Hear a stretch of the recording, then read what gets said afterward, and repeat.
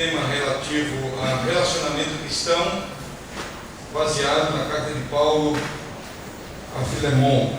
Então você pode abrir sua Bíblia na Epístola de Paulo a Filemon.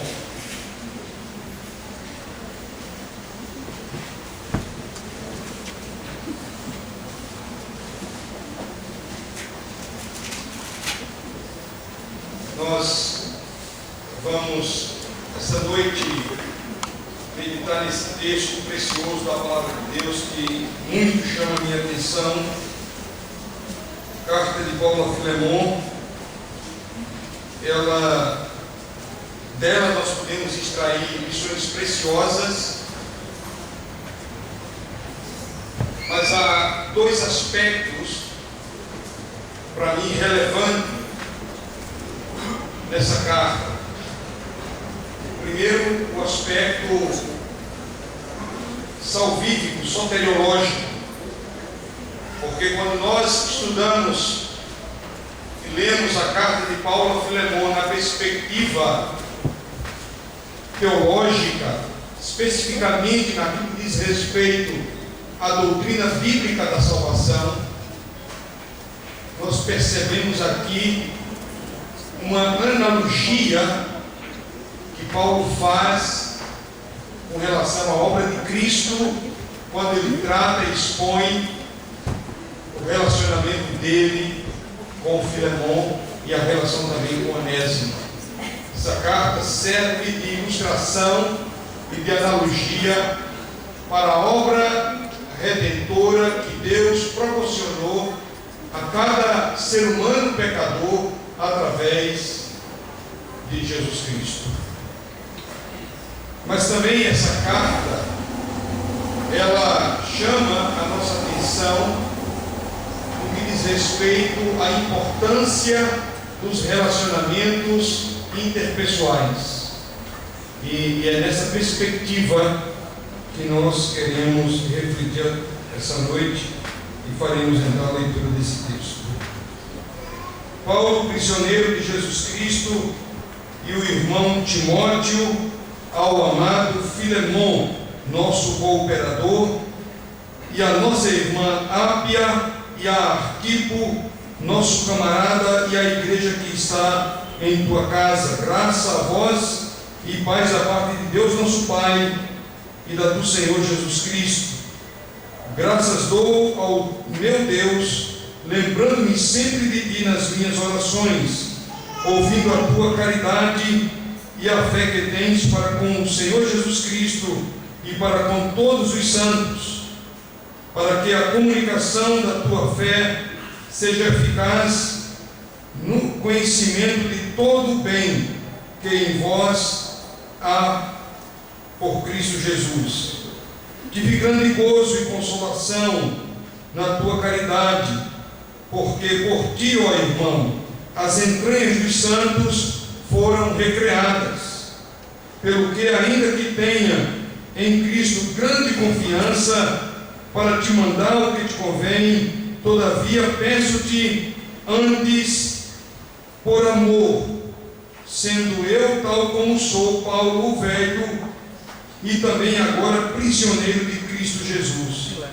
Peço-te por meu filho Onésimo, que gerei nas minhas prisões, o qual noutro tempo te foi inútil, mas agora a ti e a mim muito útil, eu te tornei a enviar. E tu torna a recebê-lo com as minhas entranhas. Eu bem o quisera conservar comigo, para que por ti me servisse nas prisões do Evangelho, mas nada quis fazer sem o teu parecer, para que o teu benefício não fosse como por força, mas voluntariamente. Porque bem pode ser que ele se tenha separado de ti por algum tempo, para que o retivesses para sempre, não já como servo, antes mais do que servo, como irmão amado, particularmente de mim, e quanto mais de ti, assim na carne como no Senhor. Assim, pois, se me tens por companheiro, recebe-o como a mim mesmo. E se te fez algum dano, ou te deve alguma coisa, põe isso em minha conta. Eu, Paulo, de minha própria mão escrevi, e eu o pagarei, para ti não dizer que ainda mesmo a ti próprio a mim me deves. Sim, irmão, eu me regozijarei de ti no Senhor, recreia as minhas entranhas no Senhor. Escrevi-te confiado da tua obediência, sabendo ainda que ainda farás mais do que te digo. E juntamente prepara-me também pousada, porque espero que pelas vossas orações vos hei de ser concedido. Saúda-te, Epáfras, meu companheiro de prisão por Cristo Jesus, Marcos, Aristarcos, Demas e Lucas, meus cooperadores. A graça do nosso Senhor Jesus Cristo seja com o vosso espírito. Amém. Queridos, vida cristã é relacionamento. Ouvi uma frase do Dr. John MacArthur Jr. em um livro, quando ele afirmava que não apenas vida cristã, mas cristianismo é relacionamento. E isso é verdade quando nós pensamos que é impossível ser considerado cristão, é impossível ser cristão se a vida desse que se diz cristão não for pautada num relacionamento sólido e comprometido com Deus através da pessoa de Cristo. Então, o cristianismo é relacionamento quando nós pensamos que obrigatoriamente, necessariamente, elementarmente, somos cristãos pelo fato de termos e mantermos uma relação primária com o Senhor, com aquele que nos salvou pela sua infinita graça. Mas cristianismo é relacionamento não só quando nós pensamos numa relação vertical, minha com Deus, mas cristianismo é relacionamento quando nós pensamos na importância do corpo de Cristo. É impossível ser um bom cristão, é impossível ser um bom seguidor de Cristo ou um seguidor fiel de Cristo se eu não aprendo e nem desenvolvo relacionamentos também com as pessoas. É impossível. Sobretudo quando nós consideramos que ser membro do corpo de Cristo, ser parte do corpo de Cristo, não é uma alternativa para que nos achemos em atividade religiosa. Ser membro do corpo de Cristo e participar desse corpo de Cristo é algo necessário, porque a igreja é o corpo do Senhor e foi instituída, criada, originada pelo próprio Senhor.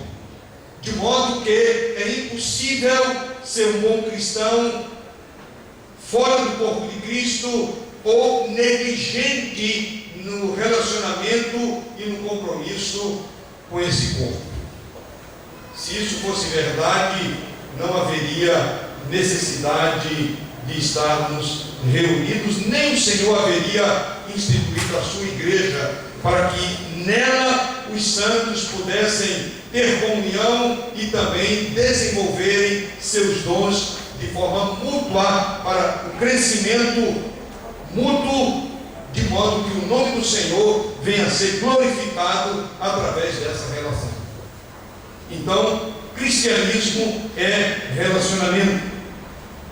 A Igreja Católica errou e entendeu errado quando imaginou que a verdadeira vida cristã poderia ser desenvolvida a partir dos mosteiros. Havia a intenção da separação do início. Havia a intenção e o desejo de fazer com que o clero não se misturasse, nem fosse afetado, nem se contaminasse com os impuros. Mas a partir daí, houve um desvirtuamento quando passaram a viver vidas reclusas, distante da comunidade, e isso já era fruto de entendimento errado que progressivamente foi invadindo e sendo infiltrado dentro da teologia da igreja, e a igreja acabou completamente desvirtuada, salvo os remanescentes do Senhor.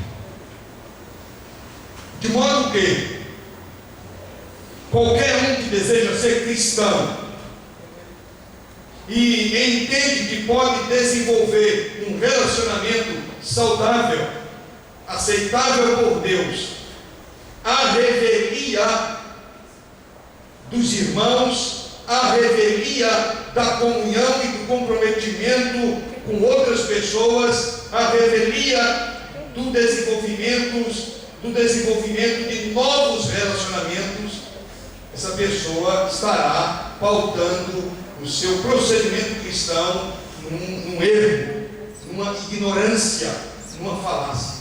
Deus não aceita. Se quer a prova disso, você pode ler a primeira carta de João, que fala muito claramente a necessidade imperiosa de amor nos relacionamentos, a necessidade vital no crescimento e no desenvolvimento de boas relações, a forma como você deve evidenciar que você ama a Deus e que você anda com Deus é exatamente demonstrando isso na relação com as pessoas. É impossível, e João diz isso, dizer que eu amo a Deus, é impossível eu dizer que amo a Deus se eu não amo a meu irmão. E eu só posso amá-lo se eu aprender, se eu entender que eu preciso estar em constante desenvolvimento e avançando, progredindo e expandindo o meu raio de relacionamento na igreja. Portanto, olhar para esse texto é para mim um desafio, porque a carta de Paulo a Filemon é um manual de relacionamento cristão. Aqui Paulo trata de perdão, ele trata de amor ao próximo, ele trata de reconciliação, de consideração, de lealdade, ele trata de confiança e restituição. E tudo isso são elementos necessários para o desenvolvimento de boas relações.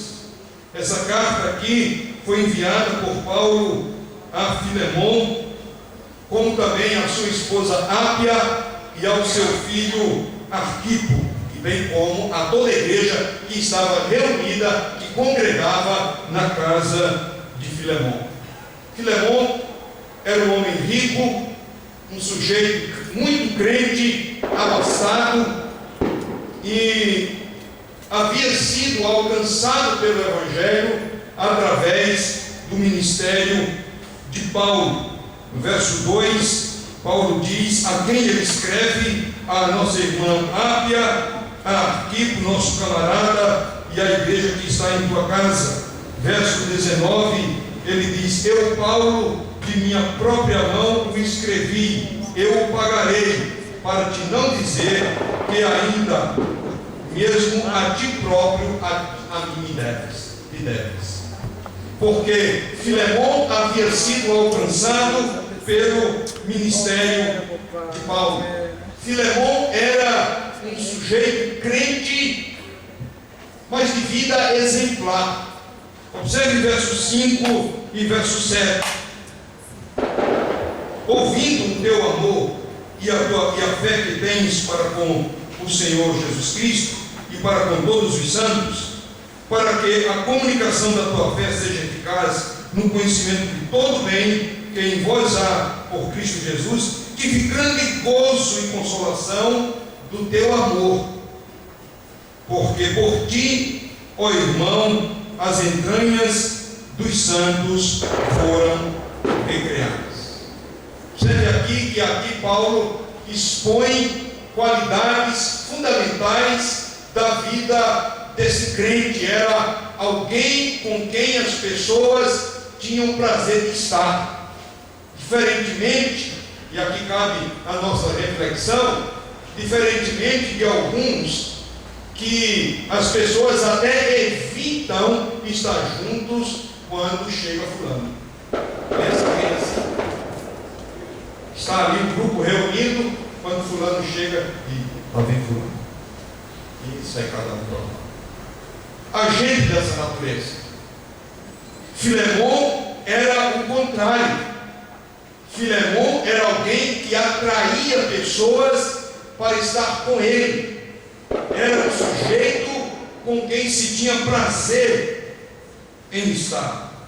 Paulo agora estava preso e o escravo que havia fugido da casa de Filemon e havia também se convertido, ele foi ter com Paulo e provavelmente melhor, ele se converteu ali através do ministério do apóstolo Paulo. Filemon havia roubado Paulo e fora parar, ainda talvez não preso, mas visitando o apóstolo Paulo, quando na ocasião ele foi alcançado pelo Evangelho. Verso 18 ele diz: e se te fez algum dano ou te deve alguma coisa, põe isso à minha conta.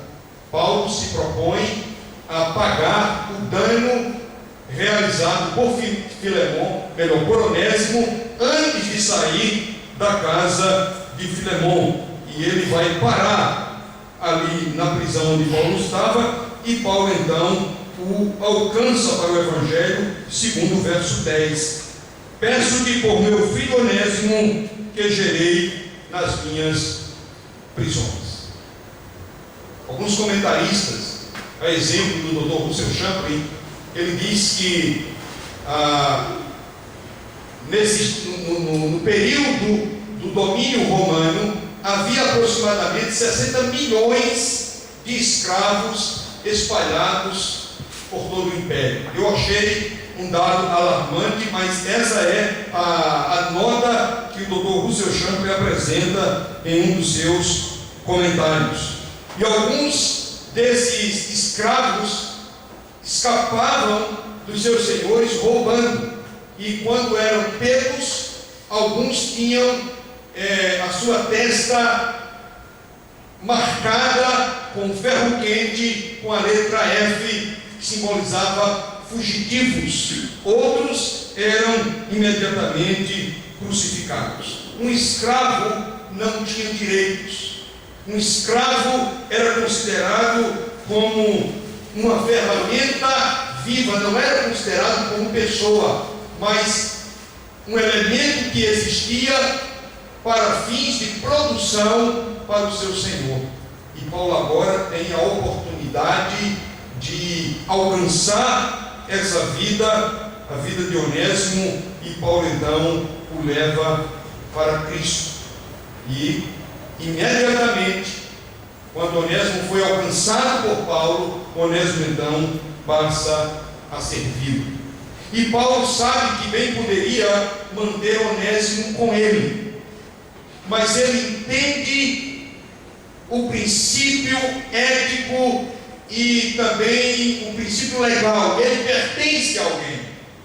É interessante a gente observar essa questão ainda no primeiro século, que Paulo em nenhum momento combatia a escravatura, mas ele respeita essa legalidade, e de modo que, uma vez sendo alcançado pelo Evangelho de Cristo, Onésimo deve retornar à casa de Filemon, e Paulo diz: olha, recebe como recebe a mim.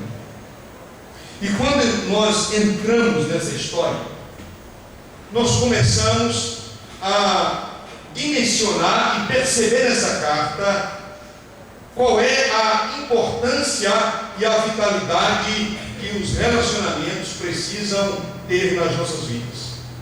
Como eu devo encarar o relacionamento com os meus amados irmãos que fazem parte do mesmo corpo que eu faço.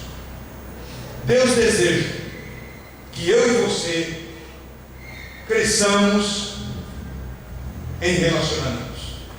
Deus deseja que eu e você expandamos cada dia novas fronteiras e consigamos penetrar de forma amigável e sadia na vida das pessoas.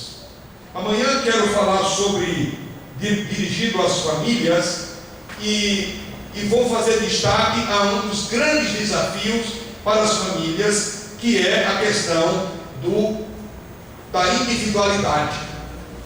Isso é um princípio que tem sido adotado pela sociedade global, onde cada pessoa tem direito de fazer o que quer e ninguém deve se intrometer na vida desse. Respeito à individualidade do ser humano. Às vezes nós concebemos esse princípio como sendo um princípio cristão e não é. E não é. À medida que nós crescemos nos relacionamentos, nós nos expomos para as pessoas, dando a elas a permissão de invadirem a nossa vida e tratarem aquilo que precisa ser tratado quando algo de errado for percebido na minha vida e na sua vida. Nós só não nos expomos, como nós também entramos na vida das pessoas. Os outros também se expõem. E é impossível ter relacionamentos saudáveis e crescentes se eu não estiver disposto a permitir que as pessoas tratem comigo, e se elas não estiverem dispostas a permitir que eu também trate com elas. Eu posso, ontem fiz referência, quando falei da possibilidade de estar trabalhando aqui efetivamente com os irmãos, quando da minha conversa primária com o pastor Arnaldo, quando deixamos muito claro que não abraçaríamos a ideia de ministério se fosse apenas por amizade, que nós não confundiríamos isso. E ontem até disse que se fosse para convidar de fato um amigo para trabalhar aqui, ele convidaria o pastor Samuel. Falei isso ontem.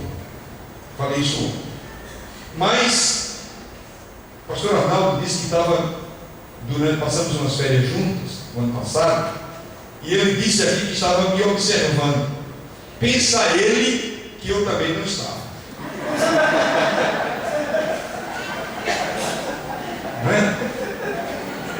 Ele fica rindo, não, que era percebendo que você também.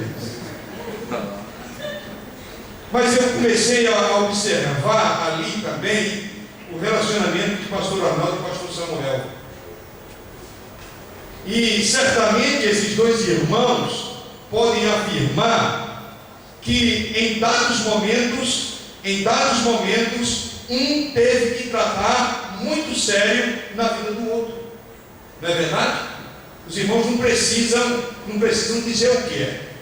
Mas é impossível ter relacionamentos profundos, relacionamentos saudáveis, é impossível continuar crescendo se nós não estivermos dispostos de fato a entrar mesmo sendo acusado de invadir a privacidade.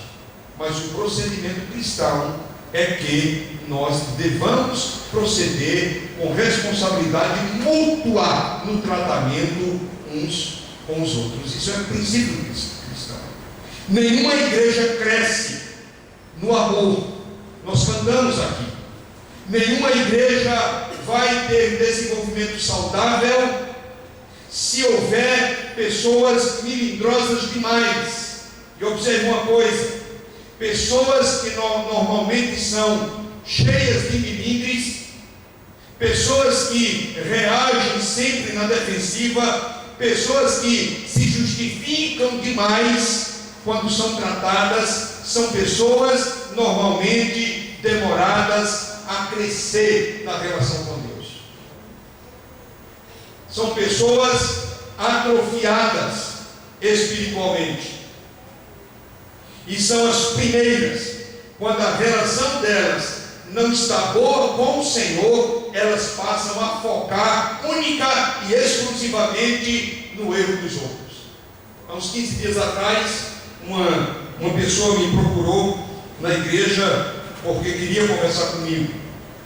E ela veio e expôs o pensamento dela e aquilo que ela queria. E dentre tudo que ela falou, ela disse: eu estava muito chateada com o Senhor, porque eu estava carregando a ideia de que o Senhor não gostava de mim. Eu disse para ela: querida, era um irmão. Isso, observe uma coisa: quando a nossa relação não está bem com Deus, nós focamos nas pessoas. E nós vamos procurar nas pessoas a responsabilidade pela falta de comunhão, pela falta de compromisso, pela falta de frutificação na responsabilidade que eu tenho com Deus. Isso é clássico. Isso acontece constantemente. Quando eu ajo irresponsavelmente na minha conduta cristã para com Deus, eu passo a atribuir responsabilidade pelo meu fracasso, pelo meu insucesso, pela minha irresponsabilidade, eu atribuo às pessoas. Eu digo: estou assim por causa de fulano. É impossível, é mentira. É impossível eu estar bem com o Senhor e agora ter a minha comunhão quebrada porque fulano está impedindo. Se eu estou bem com o Senhor, eu vou alcançar a vida dos meus irmãos, eu vou me relacionar bem com ele, eu vou amá-los apesar dos seus erros. Quando você vê alguém que só reconhece e aponta erros dos outros, perceba que essa pessoa não está bem com Deus. É impossível estar bem com Deus enxergando apenas os erros das pessoas, porque ninguém é um poço só de fracasso. Ninguém é um poço só de erros. Todo mundo tem erros e tem também virtudes. E quando a visão é equilibrada, quando a relação com Deus vai bem, e quando nós entendemos a importância de nos relacionarmos bem com as pessoas, nós vamos enxergar cada pessoa na sua individualidade, mas de forma equilibrada, reconhecendo os seus pontos fracos, mas também reconhecendo as suas virtudes. Lembro de uma história de uma irmã que, não diferentemente de outros, ela não enxergava erro em ninguém. Para ela, as pessoas só tinham bondade. Para ela, só conseguia falar das virtudes das pessoas. E o pastor ficou encucado com aquilo. E disse: hoje eu pego essa irmã. Falou: irmã, o que é que a senhora acha do diabo? Olha, pastor, ele tem qualidade. Me diga uma. Ele sabe que é derrotado, mas não desiste. Ele é perseverante, desvio. Isso também é um desvirtuamento, não é? Isso também é um desvirtuamento. Queridos, como é que nós podemos, de fato, crescer nos relacionamentos? De que maneira? Quais são os passos? Será que há algum indicador? Será que há indicadores que nos permitam enxergar que é possível crescer, que é possível alcançar as pessoas, que é possível se relacionar bem com as pessoas, ainda que não sejamos íntimos com todo mundo? Nós não temos que ser íntimos com todo mundo. Nós teremos aqueles com quem nós desenvolveremos maior intimidade, com quem haverá maior compatibilidade, haverá identificação mais com uns do que com outros. Mas o que cabe a nós, o que pesa sobre nós, é a responsabilidade de nos relacionarmos bem com as pessoas e crescermos sem traves, sem deletar as pessoas das nossas relações, sem fazer cara feia, sem ter que mudar de calçada quando nós encontramos um irmão ou uma irmã na rua. Isso acontece, eu sei que isso acontece. Quando é que nós vamos de fato crescer? Nós crescemos, quero fazer essa primeira afirmativa, que nós crescemos nos relacionamentos quando nós agimos com humildade e com moderação. E o exemplo de Paulo aqui é claro. No verso 1, veja como Paulo se apresenta. Ele está redigindo a carta a fim de mandar para alguém. Ele vai ser aquele que vai mediar uma relação quebrada. A relação está quebrada entre Filemon e Onésimo. O texto não diz por que razão Onésimo fraudou Filemon. Pode-se supor que Onésimo pudesse até ser, em algum momento, tivesse sido maltratado. Pode ser, mesmo sendo Filemon um crente em Cristo.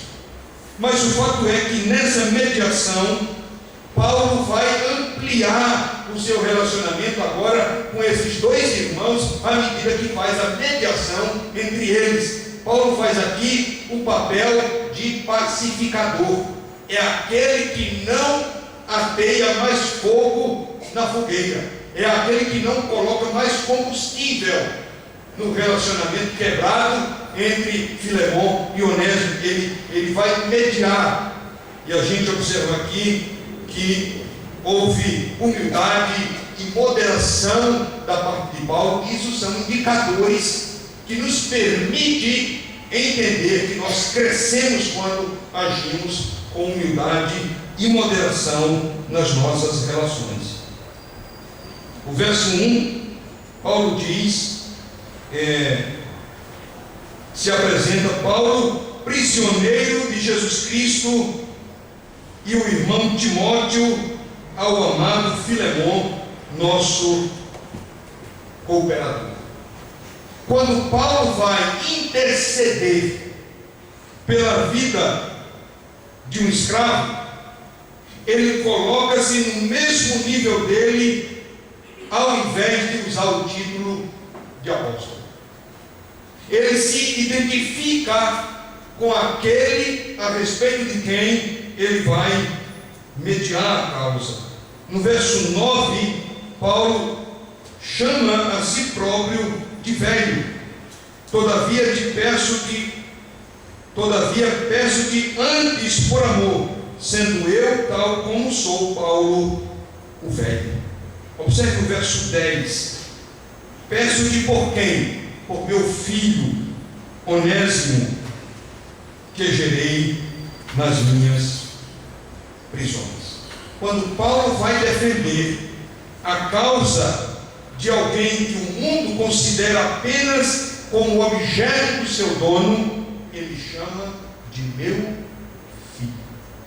Ele chama de meu filho. Ele procurou identificar-se exatamente com Filemon. Paulo não usa aqui a sua autoridade apostólica para impor obediência a Filemon, mas ele solicita antes por amor.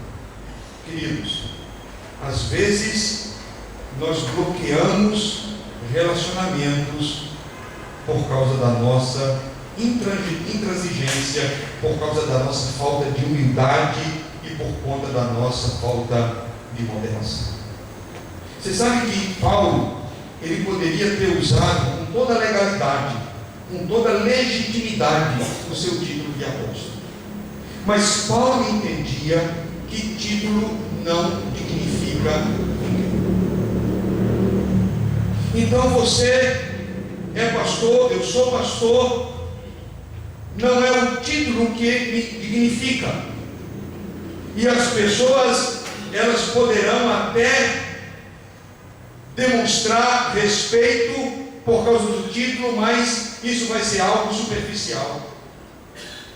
Se você tem alguma função, algum cargo, se você é diácono, líder de algum departamento, entenda que as pessoas não te respeitarão simplesmente por causa do título.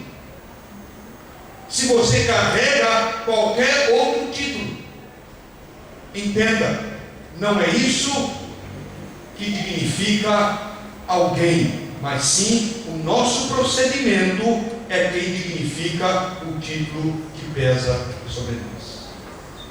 Precisamos aprender isso. Certa vez fui conversar com um diácono na nossa igreja e eu tenho uma relação muito saudável com todos os diáconos. E numa conversa eu falei para ele que o procedimento, ele estava querendo montar uma sala de inglês para estudar a Bíblia em inglês com uma turma da igreja, e isso começou a acontecer sem o meu conhecimento. E eu não sou do tipo que mando na igreja, a igreja não é minha, mas eu entendo que toda reunião que acontecer deve ser pelo menos do conhecimento do pastor. E eu então procurei, porque a esposa dele perguntou se eu tinha conhecimento. Eu falei, não tenho conhecimento disso. A esposa foi e falou com ele, disse, olha, você precisa comunicar ao pastor. E ele veio conversar comigo e disse, me diga uma coisa, o senhor precisa saber disso, eu tenho que lhe falar o que precisa. Então saiba que eu sou diácono aqui. Muito bem. E eu sou o seu pastor. Eu não preciso alterar a voz. Eu não preciso gritar com ninguém. Nem eu preciso mostrar que o título é maior do que eu. Às vezes nós atropelamos as pessoas, às vezes nós afastamos as pessoas de nós, porque nós queremos ser maior do que somos. Porque nós estamos montados em cima de conceitos que servem muito bem para o mundo.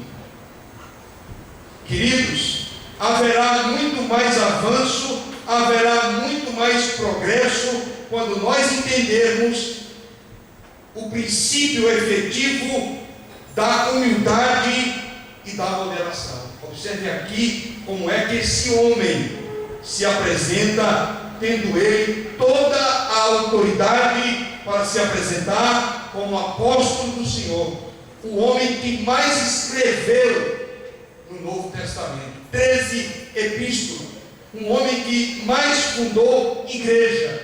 Ele se identifica como prisioneiro, ele se identifica como velho, e ele diz, Onésimo é meu filho, recebe esse irmão.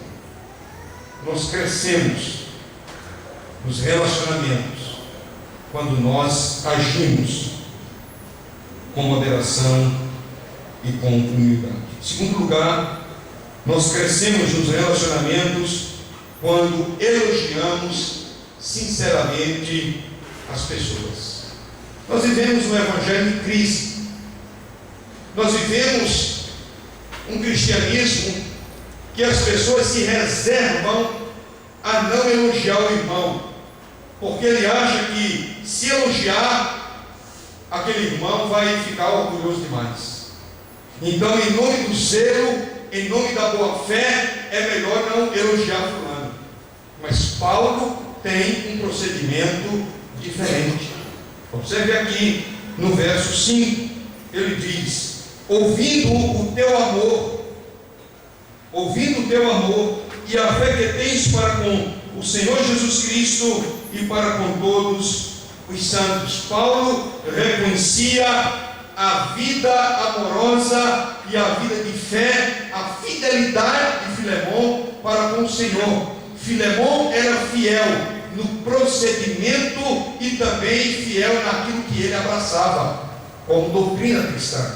Ele mantinha-se pautado no princípio que recebeu, de modo que isto se evidenciava no seu relacionamento. Quem abraça a fé cristã precisa necessariamente ser fiel ao Senhor. No verso 7, ele disse: Paulo diz: tive grande gozo e consolação no teu amor, porque por ti, ó irmão, as entranhas dos santos são recriadas. Paulo enaltece os efeitos do amor de Filemon na vida dos outros irmãos. É impressionante perceber que quem anda com Deus alcança com amor a vida das pessoas. Queridos, crentes ranzinzas, crentes que afastam as pessoas, são pessoas que precisam de fato ter experimentar uma revolução nos seus conceitos cristãos, porque nós não fomos gerados para isso. Agora, eu também não me engano, eu não acho que a igreja vai ser um mar de rosas, porque enquanto estivermos nesse corpo, nós carregaremos as nossas imperfeições. Mas o que me alarma, o que me assusta, é que algumas igrejas mais parecem um canil. Se você ler a carta de Paulo aos Gálatas, ele trata sobre essa questão. Tenham cuidado para que não vos devoreis uns aos outros. Há pessoas que vivem em pé de guerra com todo mundo. E Paulo aqui nos dá o exemplo da humildade e nos dá o exemplo também do retorno, do elogio sincero, de olhar para as pessoas, enxergar nelas as suas virtudes, e à medida que você é privilegiado e abençoado pela vida dos irmãos, diga isso para eles. Isso faz bem à alma. É bom quando nós ouvimos de outras pessoas as nossas qualidades. Faz bem para mim quando os membros da minha igreja dizem: pastor, nós somos amados pelo Senhor. Pastor, nós percebemos como o Senhor cuida de nós no ensino da palavra. Pastor, nós percebemos como nós somos privilegiados pelo fato de o Senhor nos estar envolvido com tanto chafurdo e com política que hoje virou moda em muitas igrejas. Isso faz bem para mim, isso me ajuda a caminhar com maior fidelidade no meu ministério e no trato com as pessoas. Por isso que quando eu escuto isso deles, eu tenho que também retribuir. Isso faz bem para minha esposa eu dizer que a amo. Faz bem para os meus filhos eu beijá-los e dizer que amo cada um. Faz bem para eles, faz bem para a alma do ser humano. Certo dia, meu filho mais velho me chamou a atenção e ele disse: papai, o senhor está me dando bronca demais. Irmãos, aquilo foi duro, porque aquilo estava ferindo a alma dele. E eu precisava falar. Eu precisava falar, porque assim como o elogio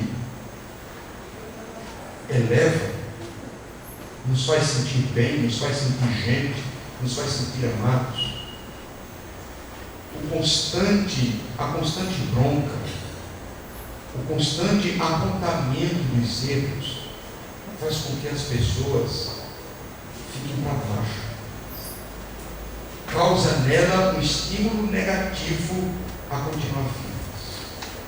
Por isso Paulo, quando intermedia esse caso, ele tece elogios sinceros àquele a quem ele conhecia. A casa de Filemon era um oásis para os irmãos que ali chegavam. Paulo está elogiando Filemon porque Filemon era alguém que desenvolvia a capacidade de também abençoar os outros. O verso 7 que nós lemos fala isso. O verso 21 também nos aponta isso.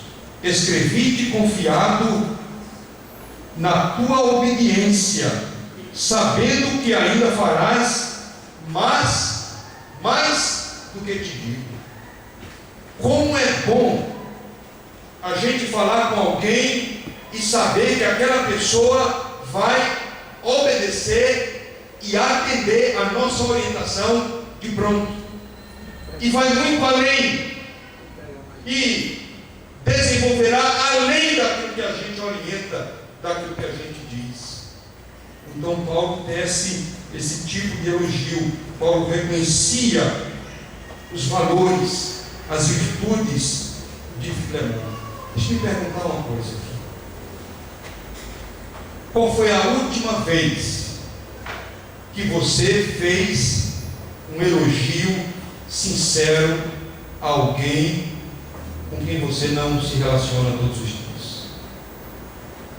Você já tentou fazer um elogio a alguém que, quando você olha para ele, só vem erros na sua mente?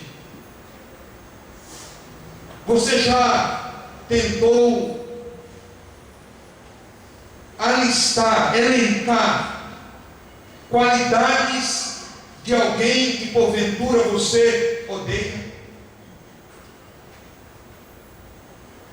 Eu e minha esposa, há 12 anos, nós fazemos aconselhamentos com casais. Eu tenho uma decisão tomada lá na nossa igreja, que eu não celebro nenhum casamento se antes os nubentes não passarem por um aconselhamento de 2 meses. São 8 sessões de aconselhamento comigo e com minha esposa.